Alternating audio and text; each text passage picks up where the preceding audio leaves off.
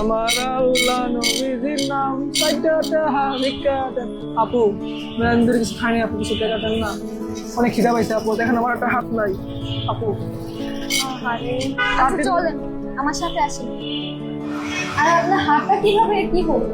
আপু ছোটবেলা থেকে আমার হাতটা নেই। আরে আসেন, আপনি কি খাবেন? চলেন আপনাকে দেশীয় দই গুঁড়ের দই খাওয়াই। আচ্ছা ঠিক আছে, আল্লাহ আপনি ভালো করুন। আরে আসেন আসেন, সরব ভাইয়া না, আসেন আপু, আল্লাহ ভিতরে আপনি আসেন। ভালো করবেন। ভাইয়া একটা কাপ দই দিয়েন তো।